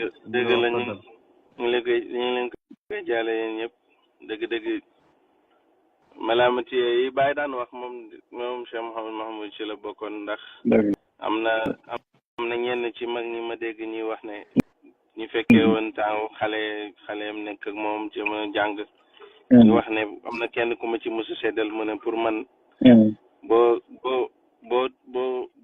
rombee Papa Adi ci mën a gàmmu Cheikh Mouhamed Mahmoud moo ci tegu kon kooku loolu ñu bëri xamuñ ko ci moom ndax daanaka dafa nëbbatu ba dem. waaye beneen mbir tamit mu nekkoon écrivain nekkoon na Mauritanie di jàng. bokkoon na ci mu doomu baay yi nga xam ne jàng nañ Mauritanie ba am licence ba continuer. nekkoon ci université bi daan bind ci yenn ci en publié ay mbindam ci arab. tabarakallah nekkoon nag ku nit ñi muccoon ci moom ndax wax dëgg fa yàlla sonul toon kenn daana ko romb ba mu wax la lu la neexut te foo ko fekk da nga koy fekk ci lu baax tax ñu ngi koy jaarale umma bi yëpp di wax inna lillahi wa inna ilayhi rajiun di ñaan yàlla xare ko aljanna yàlla dëkkale ko sëriñam ak soppe yonent bi sallallahu alayhi wa sallam Cheikh Tidiane Cheikh Ibrahima radiyallahu anhu man nag xaw ma lan laa sopp sax ba accepté kii bi nii oto laa nekk ni jógee ci ab tari waaye dañuy wax loo xamante ne si nga bokk moo tax ñu ne yow fekkee kese boole wala si yow si nga bokk kan nag alhamdulilah ala kulli xaalin ñu ngi encouragé nit ñi démb maa ngi gis benn lettre boo xam ne Cheikh Ahmed Tidiane Al Khalifa Cheikh Ibrahim Niass moo ko bind ci benn téere bu mu bind moom ci relation Baye ak Nigéria li ngi ci dugal benn lettre boo xam ne daf ko bindoon ubbi ko def ci ñëpp daanaka dafa oo famille taalibe Baye ak fu ñu mënti nekk ak seeni tur ak seeni doom ñi sax ayna awlaadu Sayd Ali ayna awlaadu kaza ayna awlaadu kaza war nañ bind ci Baye ñoom ñëpp war nañ xamal nañ ñi kan mooy Baye wax ba ci biir mu ne même bu fekkee mënu leen woon bind sax mënu leen bind téere sax da ngeen ñu bindal yéen Baye fan la leen jëlee ak fu mu leen yóbbu xamal leen ñu loolu rek ba ngeen ñëwee ci Baye xamal leen ñu Mauritanie buñ daan jógee Mauritanie di ñëw jël war seen gëlëm yi ni ñëw ba Rosso jéggi war a dugg ci camion yi toog ñëw Medina di daañ ànd ak Baye di dem ci jumaa ji bind leen ñu ci ñooñu ci loolu bind leen ñu ci Baye ba mu leen fekkee ci ban xaal la leen fekkee la leen changé mu ne loolu rek bu ngeen ñu ko bindalee doy na ndax nit ñi dina xam ne njëriñu Cheikh Ibrahim kon bind la siema ci tasawuf ñun ñëpp képp koo xam ne xale mam mën na ràbb dara rek am nga wareef ci jàngale ko ndax jamono ji xam-xam dafa tumranke xam nga bu dee jamono Baye la Baye wax ne muradiya فتداعى أهل الزمان لترك العلم والدين استغلال المالي قال بمواخين بهذا العبد الداعي في مناه اشتغال في العلم اشتغال waxaat ne man li ma gën a métti jamono ji nii mooy sànq gi sànq diine sànq gi sànq xam-xam tàggu gi tàggoog moom tàggut maanaam ngir sàkku àdduna loolu mi ngi fekk fa ne kon kuñ gis koo xam ne mën na œuvre ci loolu dañ lay encouragé dañ lay ñaanal yàlla imaam dëgg-dëgg man ba ma gisee couverture bi dama kontaan parce que maanaam un expert qui parle qui écrit ci loo xam ne mooy expertise am ci bind ci loo xam ne ci la am spécialité dëgg-dëgg loo xam ne dundam bi yëpp tamit ci loolu la ko def ci dajale xam-xam boobu la ko def kooku bu bindee nit ñi dañ ciy sawar dëgg fi yàlla te genre yu mel nii nag war naa gën a bëri fii bu fi kenn wax naa ay man mënuma bind ñëpp am na luñ te kii Ousseynou am na yu muy ngurum tullu noonu Ahmada am na yenn saa ay garaaw yu muy sànni xam naa isa moom la jox leng bi xam nga li gën a garaaw moom mooy xikama bi naan ay laaj secondaire ci nii la tàmbalee ay phrase ba nekk téere xikam waaw maanaam nekkul ne dafa jug rek di ràbb yëpp maanaam xikma bu nekk da koo dund ba pare doo ko bind dégg nga kon nga xam ne leneen loo gis tamit loolu ko tabax noonu lay jugee noonu nay taxawee moo tax ñu ngi foog lu téere bi di ñaan yàlla dimbali ñu ba ñegg ci amiin suñu jaay yi tamit ñe xëy na danañu may fit ñu mën a góorgóorlu ñu nit jéem yow bind nga ba pare yow jéem a bind wala buñ bindut ñi jéem a xool liñ bind tamit ñi jéem ko faciliter nit ñi ndax jamono ji moom jamono ji xam-xam tumuranke la jamono xam-xam sonn la te war nañ góorgóorlu ba naka la ñuy def ba gën koo yaatal gën koo kii barki dem maa ngi ñëw kon ci benn waxtaan mu ne jamono ji nii lay amatut ci taalibe Baay mu naan xaw ma nangam wala fan na nangam xaw ma fan la ci Baay waxee nangam ndax yow lépp loo bëgg a xam ci Baay rek bind nañ la ko teg bañ na ko ba sax am na ñu partagé yoo xam ne sax nekkul li ñuy partagé te ñëpp am nañ ci accès fi mu ne kon mooy ne ku góorgóorlu rek da nga jëriñu te bu kenn nax kenn Cheikh Ibrahima Niass sufiyanke bu mag la waaye jullit gu mag la nit ñi loolu la ñu war a xam sufiyanke bu mag la waaye aalim bu mag la sufiyanke bu mag la dëgg la ci ñun moo gën a màgg dëgg la waaye aarif bu mag la waaye kilifa gu mag la waaye nitu diine gu mag la ku sàmmwante diine wattu lépp loo xam ne diine ji digle na ko koo xam ne ba mu fiy jugee mi ngi sàmmwante julli koo xam ne téere yàlla bi musta tàqali koog moom kon taalibe mi tamit war nañ góorgóorlu ba xam-xam nekk seen ndëgër laay ba nga xam ne buñ xamul lépp tamit xanaa danañ mën a xam ci lu nekk luñ mën a jëriñoo danañ mën a xam lu nekk loo xam ne mën nañ ci jëriñoo mën nañ ci jëriñee dëgg la maam voyage bi nii xëy na dañu kii ñu góorgóorlu xool ndax ñun am nañ ab voyage sax ba ko defee ñu daal di ko bind yow am nga say reex la kay Ahmada moom maanaam man aspect bi gën a kii bi moom mooy maanaam bu fekkee ne kii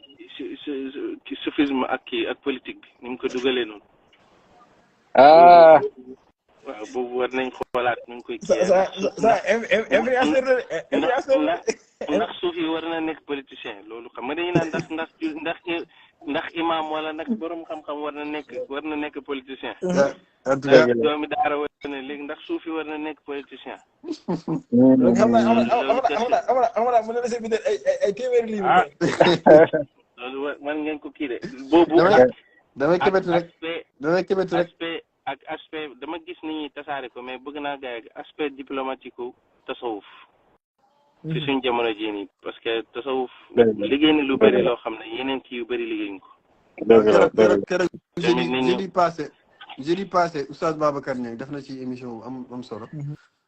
Walfadjri diine ak jamono en fait tey nii amoon naa normalement rendez-vous pour loolu dañoo bëggoon ñu wax waa TFM dañoo bëggoon ñu waxtaan ci dimension diplomatique u fayda macha allah diplomatique mondial waaye comme dëj bi def ñoo dab tëral la ñu waroon dem enregistré ko fa dëj bi ñëw ñu waroon ànd ak man yëpp ñu ne xaale bi daal ak ma xam bi nekkul kii mën nañ ko postpone xëy na sama genre yi lañuy dimbali ndax ñu bañ a feeñ ne dañoo ñàkk booy dem yóbbaale rek dégg mu toog ba dégg waale bu ma xaar émission bi baa ma ñoo dawal la dégg en tout cas pays bi moom dama jàpp ne jamono biñ nekk nii moom jamono la boo xam ne nit ñi base tasawuf ci boppam moom la war a nit ñi war a jëmbat ci nit ñi ba mu sax ba pare ñu doog leen xam la leneen parce que buñ demee ba bëgg a gëmloo taaliba Baay ne Baay lim indi nii basé wu ci lenn ci borom xam-xam yi jiitu indi yaa ngi nax sa bopp Cheikh Ibrahima Niass amul téere tasawuf bu mu baax amul dëgg la cëru yàlla nag yàlla ci boppam moo wax ne ku jëfee xam-xamam ma may la xam-xam boo xam ne mosoo ko xam xam-xam boobu nag moo tax Cheikh Ibrahima Niass am maqaam ak daraja kii waaye lim xamle yëpp ngi basé wu ci mabaadi yi nga xam ne mi ngi fi woon. dëgg la.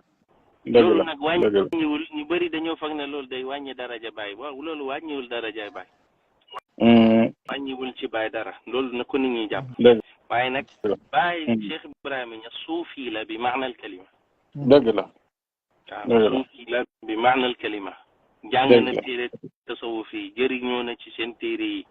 jëriñ nañu ci seen téere yi boo xoolee. Baay waxtaanam surtout waxtaan boobu noonu mooy lettre boobu kii boobu waxtaan boobu ñu bind naan trois discours yi mu def kanu noonu. waaw. waxtaan bu am solo ngi noonu. maanaam. Baay wane na ci boobu ak xutba alak bi. waaw Baay foofu wane na ci ni nit ci xam-xam moo war a nekk basam. te bàyyi sax imam si diwaan yi je parle sur mon compte di nga gis ne dina jël bayti kenn ku way keneen mu jël ne lii yonte moo ko yeewoo moo tax ma kii ko bëri na ay yoon yu mu jël ay bayti jàmbur. am na benn exercice bu may jéem a def bu délicat ci livre bi. en fait xam naa seet nu pare wala déet. mais maa ngi def benn exercice bu délicat ci livre bi c'est-à-dire que xam nga sànq bi ma wax dama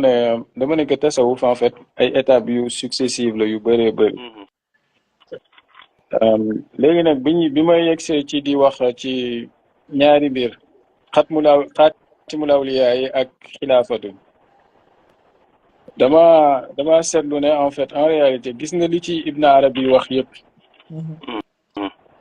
ak li ci Hakim Tirmizi wax ak ñëpp liñ ci wax. maanaam Baay bi mu ñëwee dafa tabax ci loolu point par point. léegi nag loolu dafa jur benn affaire c'est-à-dire que gars ñi nga xamante ne ñoom ñooy ay spécialiste Ibn Arabi dañoo jàppee Baay comme spécialiste Ibn Arabi. c'est-à-dire que dafa pénétrer profondément la pensée akbarienne maanaam li Ibn Arabi wax ci xilaafatu yëpp boo demee ci li Baay di wax ci xilaafatu da nga ko fay fekk. et fekk fa lu Ibn Arabi waxul woon véritablement. mais loolu daf lay dëggal li Seydou Nourri di wax. c'est-à-dire que Baay li ko jox légitimité et maa ngi wax benn wax bu garaaw ñu baal ma pour ñi ko déggul en réalité li jox Baay légitimité boo xamante ne dafay mel ni kuy surplombé Cheikhu Tidiane radiallahu anhu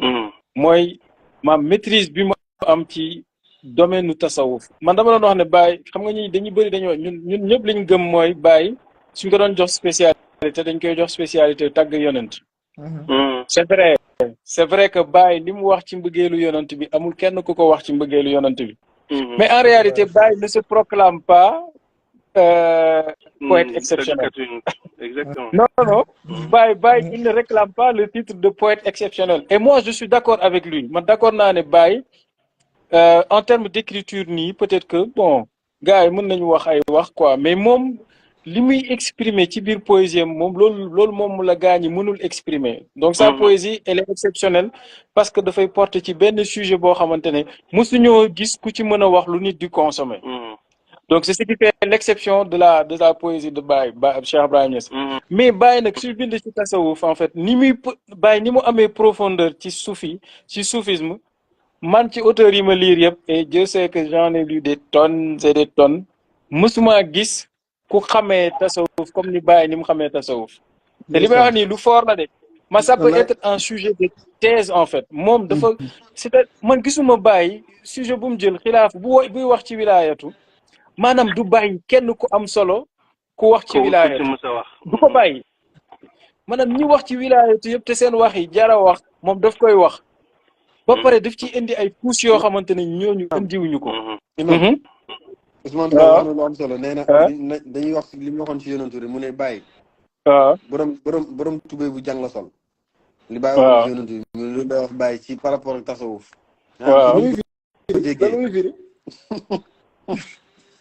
Olof bu ne borom tubéy bu jàng la sol maanaam mooy tëj ni affaire bi daal. waaw dafa exceptionnel. dafa exceptionnel te man en fait man li ma gën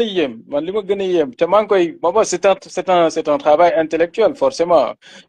parfois je mets des gants parfois du ma wax li ma bëgg wax yëpp parce que c'est un travail intellectuel mais damaa gis nga les théoriciens les plus aboutis yi nga xamante ne ñoom bon on va dire que c'est des akbariens ay taalibi Ibn Arabi lañ maanaam ni ñu identifier ne loolu moom mooy solution pour crise yi monde moderne di dund maanaam solution yooyu noonu ci ñi ma gis man ñiy wax loolu bàyyi rek ko joxe te dafay feeñ en fait tout au long de son enseignement en fait bàyyi ni muy nañ jël benn exemple ba dafa am benn ouvrage René Guénon bu exceptionnel mooy règne des quantités c'est-à-dire là où il explique que en fait gars yi dañoo privilégier quantité à la qualité mais xam nga loolu c'est un ouvrage spécial bu René Guénon bind mais yàlla xam na ne boo jëlee lettre bi bàyyi di wax doomam bi ñuy dem Égypte di jàngi maanaam lépp lu René Guénon ratatati wax ko ci lu bëree bëri bàyyi daf ko tënk ci ay phrases yu simple surtout partie bi muy wax doomam mi ne leen bu fekkee ne da ngeen a bëgg a liggéeyal àdduna ak àllaaxira liggéeyal leen àdduna ak àllaaxira maddatu anil maana fa inna lil maddati unasan wa lil maana akharin wallahi mais da ngay gis maanaam da ngay gis nit ki ni mu fendee da ngay gis ne Baye ñun ni ñuy aborder soufisme ak ni ko Baye di aborder du benn en fait Baye ne fait pas de soufisme simplement gustatif. Non Baye nekkul ci ay fana ou ay affaire yi en fait la spiritualité qu'il propose c'est une panoplie. C'est une panoplie. Nour wax na ko léegi en fait la spiritualité de Cheikh Ibrahima Niass elle est diplomatique, elle est panafricaine, elle est politique, elle relève de l'ordre du développement personnel, elle est aussi gustative. te ñun benn aspect rek lañ ci jàpp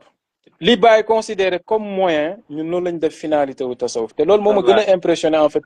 ci gymnastique bi ma doon def lu yéeme la Baye ku yéeme la ci wallahi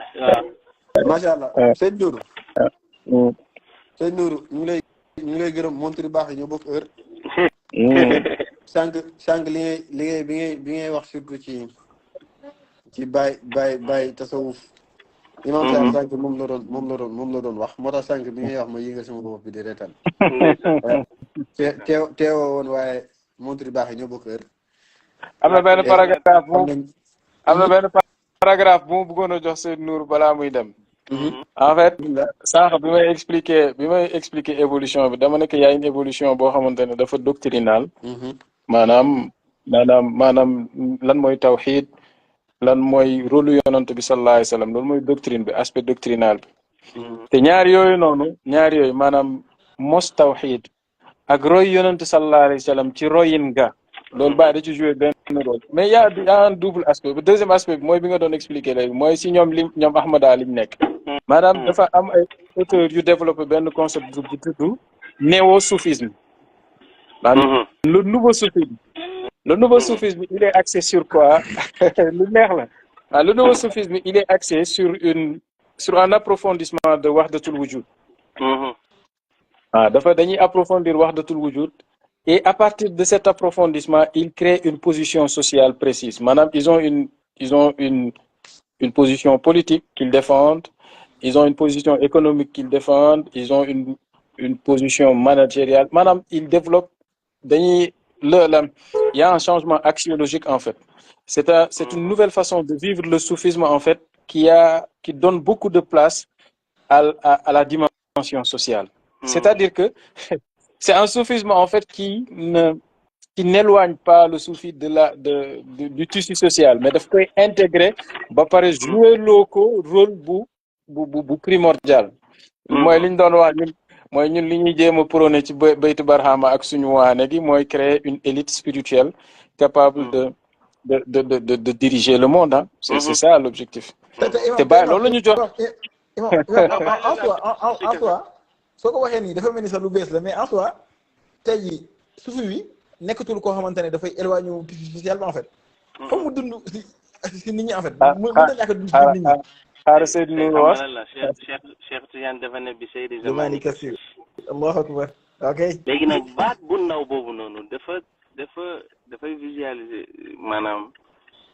ni suufi melokaanu suufi jamono ji surtout suñu jamono bi nekk nii maanaam jamono bi nekk nii moo gën a soxla ñun soxlatuñ suufi bi toog ci sawaame yi suufi bi nga xam ne day toog ci àll yi rek toog nekk ci boppam kese déedéet jamono bi nekk nii dañoo soxla suufi bi nga xam ne day jaxasoog nit ñi moo tax Baye boo xoolee lettre bi muy wax noonu naan suufiyanke jukkoom moo war a nekk oote bu ci yàlla bi gën a mag dégg nga mu ne par exemple boo ko xoolee baykat dafa maanaam ci biir baykat yi moo war a nekk bunta ootekatu yàlla jukkoo moo war a nekk oote ci yàlla loolu mooy wane ne suufiyanke niveau suufiyanke bi gaa di jéem a prôné moom Baye ci yooyu la bokk exactement moi c'est que en fait man loolu laay wax xam nga quand j'ai parlé de l'évolution du soufisme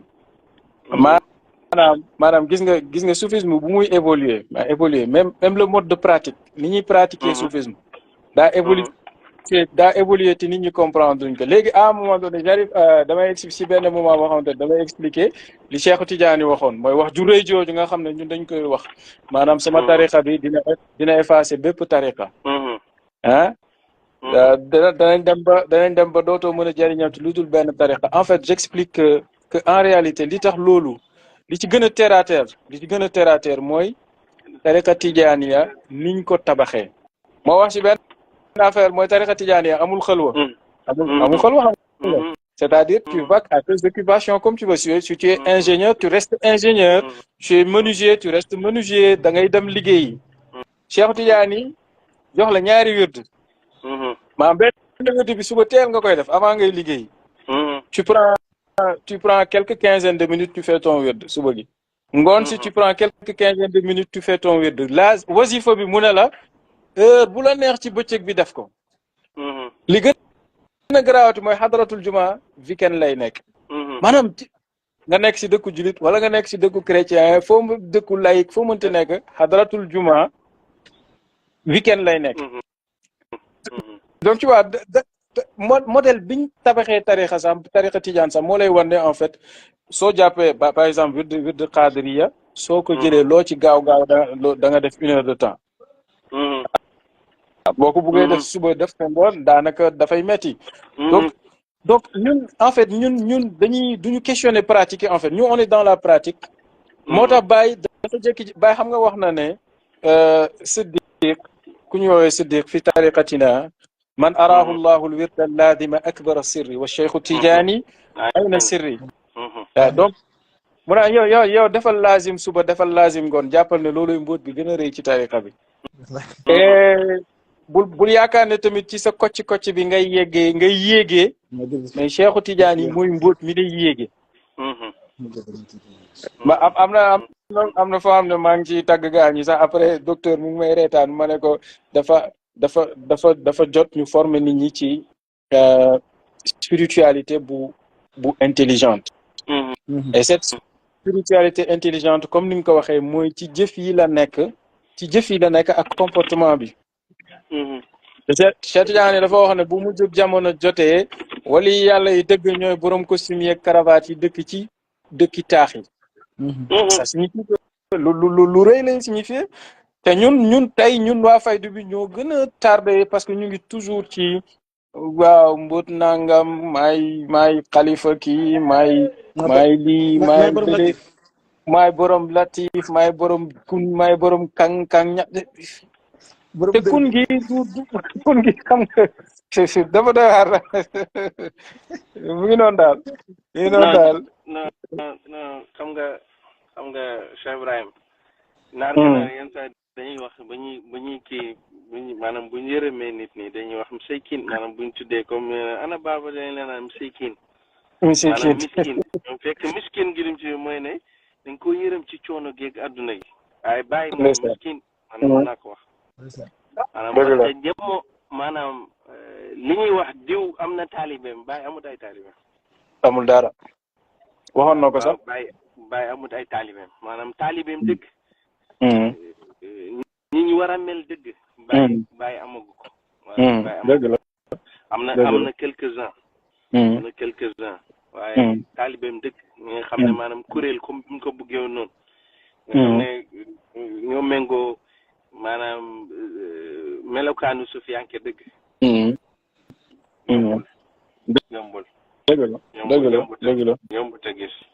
mais daal xam naa ne téere bi moom sëñ bi na gaaw rek ñun wala arabophone comme Seyda Aïcha dafay xuloog man ci arabisant leen saay arabophone yi maanaam xëy na dinañ ci góorgóorlu ñu nit ñu mën a jàngale français non mooy li ma doon wax départ bi xam ngeen arabophonie da ngeen a gagné lool francophonie parce que arabophonie en fait yéen vous avez une littérature large xoolal loolu am na xoolal wala rek kii yow kii boo jëlee téere mi moom rek doy na la quand tu as ça dans la waaye xam nga problème bi fan la nekk problème bi mooy ne maanaam littérature maanaam bibliothèque bi nga am ci arab lim leeral mbir yi moo tax nit ñi bëgguñ jàng dégg arab bëgguñoo làkk arab dañ leen naan la arab bi moom amul solo kiiraay la quoi waaw maanaam yooyu moom kiiraay la bàyyi leen ko rek nii na amul solo liñ tax ñi koy wax mooy ne maanaam masque day changé maanaam te loolu amul ci fa anglais ci français dëgg la de anglais dëgg la maanaam benn masque rek wala rek maanaam bi changé dëgg la léegi nag yow mën nga ñëw mënoo jàng arab nga jàng comme des san sama waa ji ci bàyyi ma noppi waa ji rek quoi waa ji rek waaw comme ça comme waa ji rek sama tarik comme waa ji rek ba sama wa tarik waaye ala kulli xaalin yàlla dimbali ñu ba bañ mën a jëriñoo ci téere bi ñu ñëpp te ni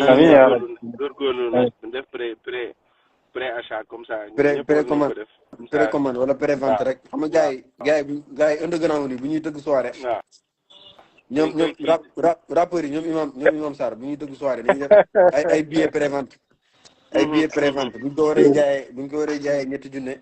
mais prévente bi ñaari junne la waaye téere bi tamit prévente bi ñaari junne la voilà peut-être ala kulli xaalin gàmmu gi di ñëw ni moom war naa bokk non dina génn incha allah balaa gàmmu ci ngan gi ñu gënale nit ñi incha allah incha allah dëgg la loolu ñu ngi ci dox Seydi nga def si ñaan waaye ñaax ci mbokk taalibe pour ñu jàpp ci combat bi daal parce que maa ngi koy wax que l'objectif n'est pas encore atteint tey jii nii pour def tirage bi premier tirage bi il faut 500 exemplaires en fait est-ce que 500 exemplaires yi le coût c'est à 1,5 million loolu moo waral fii nag publication téere cher na trop cher ne bu fekkoon ne maa ngi ker bu ngeen ma yónnee 200,000 rek affaire bi ngeen la dafa métti te instant yi passé nañ délai bi tey moo nekkoon tey moo tax loolu bokk na ci bokk na ci suñ kii ci suñ kii mooy ne bibliothèque bu fayda bi maanaam kii imprimerie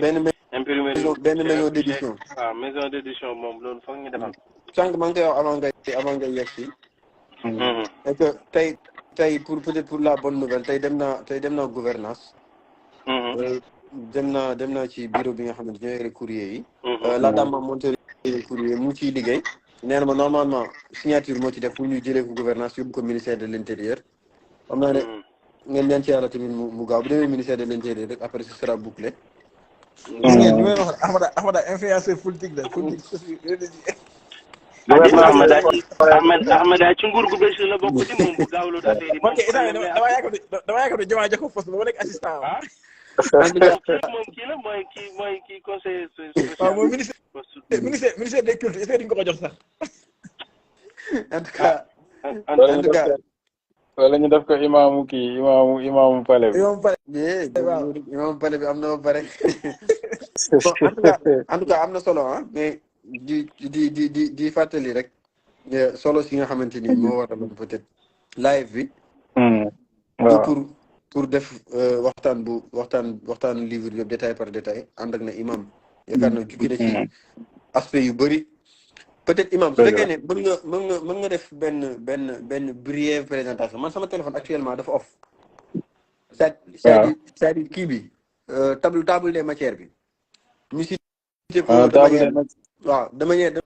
brève comme ça peut-être bala ñoo waaw loolu de manière ramassée non c'est bon jàpp naa ko wala peut-être Ousseynou listé ko non bàyyi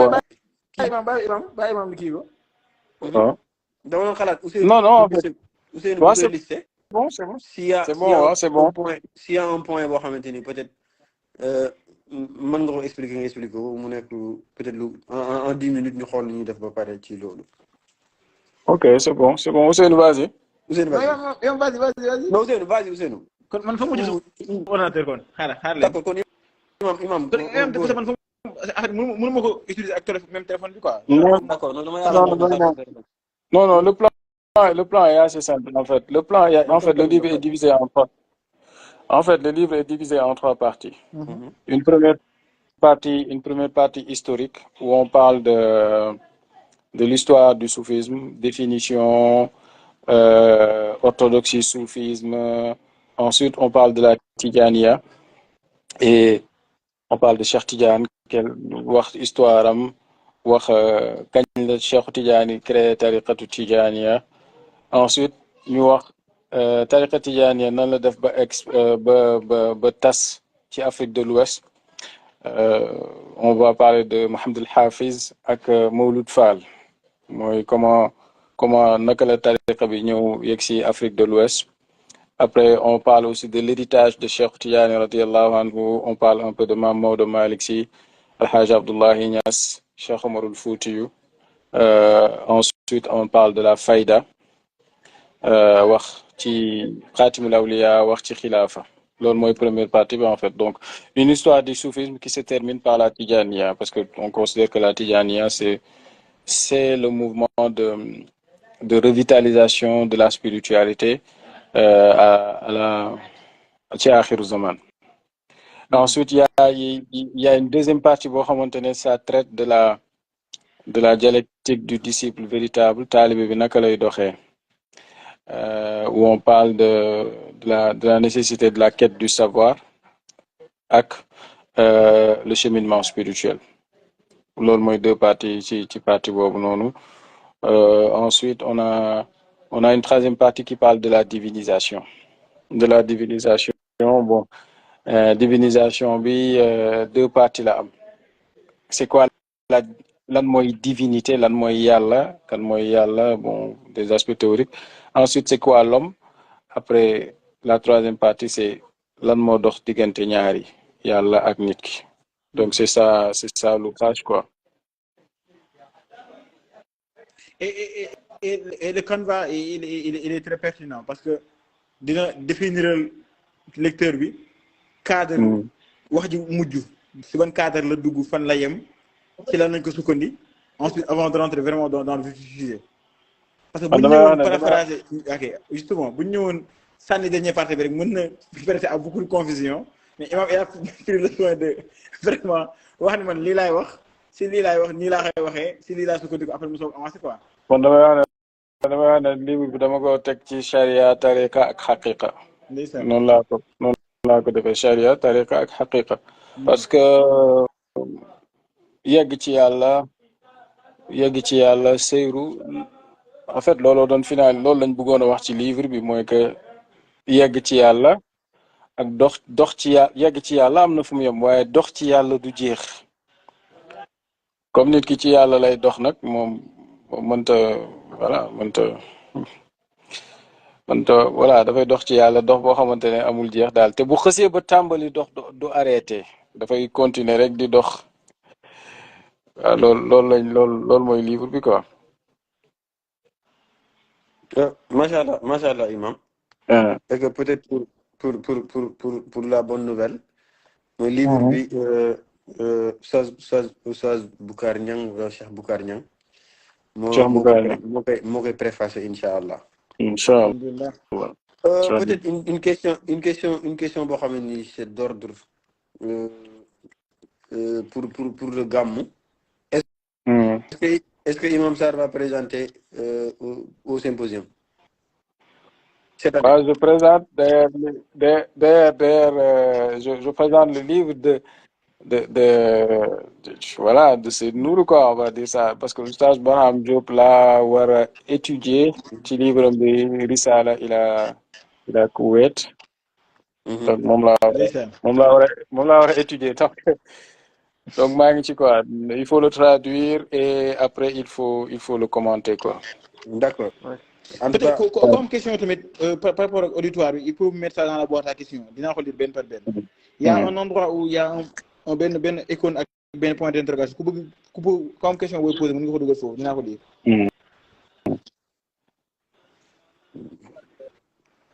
Bon c'est waxal maanaam ñes Ousseynou nee kañ la ñuy dellu. baax na incha allah. Babacar laa gis mu dellu. Babacar moom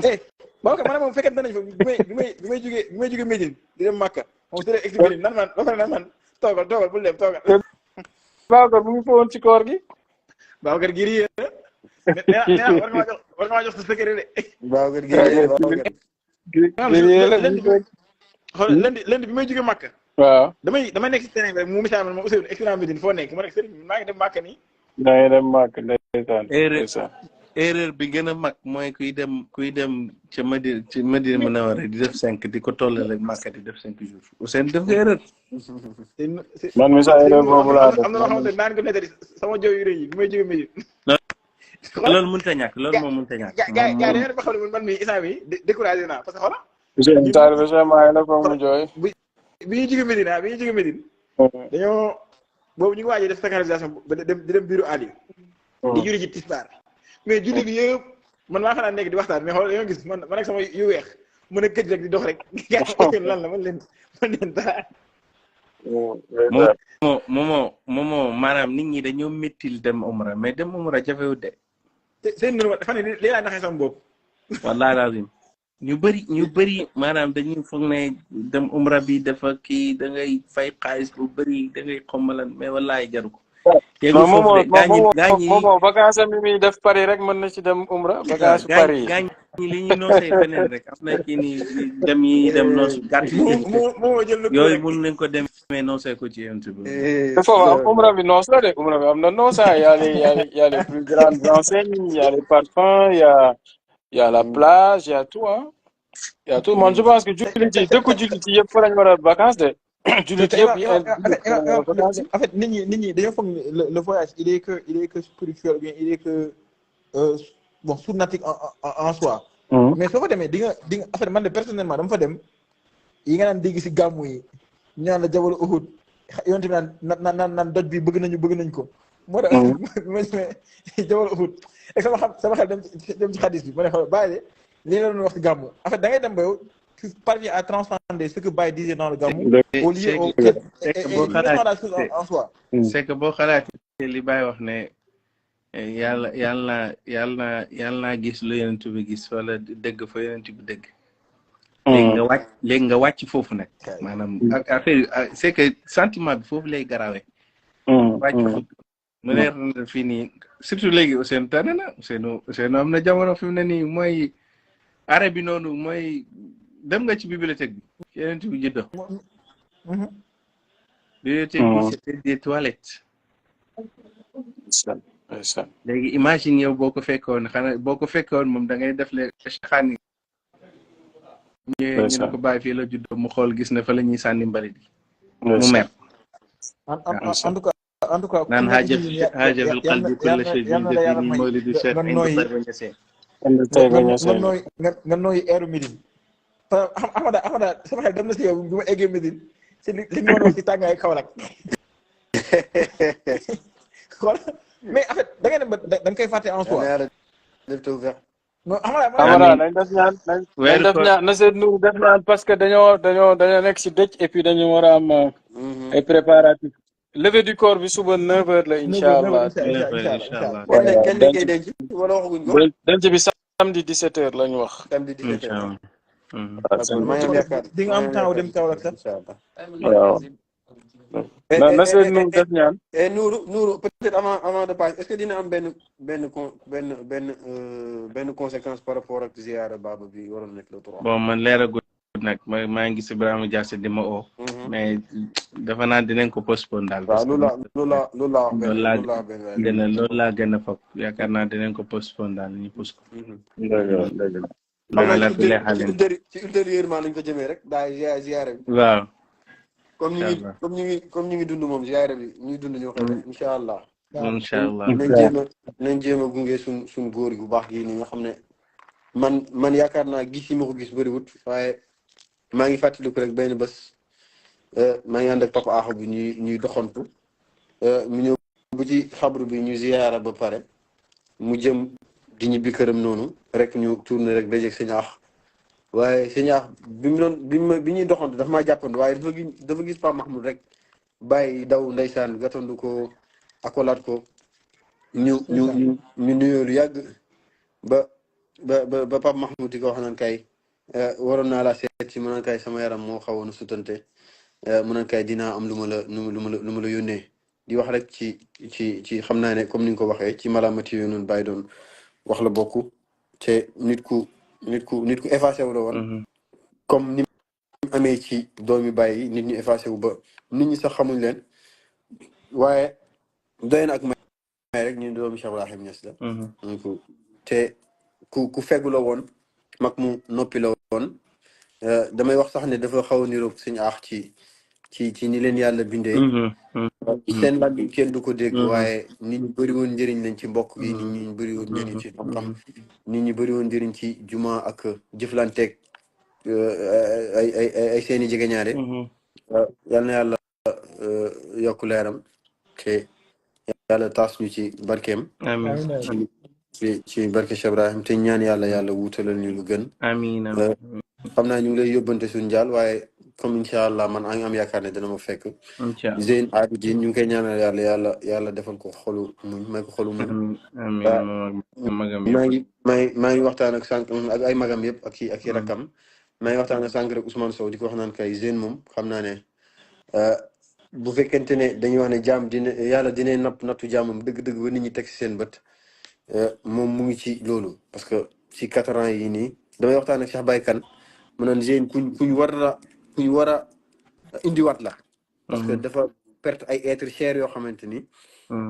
ku si mel ni soxnaam après Yaboy Seyda après Oustaz Ahmed Ba après tey jii nii waajuram bu góor muy Serigne Mahmoud ñu ngi koy jaal ñu ngi koy ñaanal yàlla waaye te Ahmada biñ mujjee kaw rek si dëju ajande bi yàlla na ko yàlla yërëm man imam ak Zeyn ñu ànd seen paa bi hôpital man bu mujjee ko moom laa mujjee seeti kaw rek avant ma ñibbi en tout cas yéen ñi nga xam ne yéen a ñëwoon ci live bi ñu ngi leen di gërëm bu baax information essentielle bi ngeen di yóbbaale mooy que ne li waraloon live bi imam Sarr dafa bind benn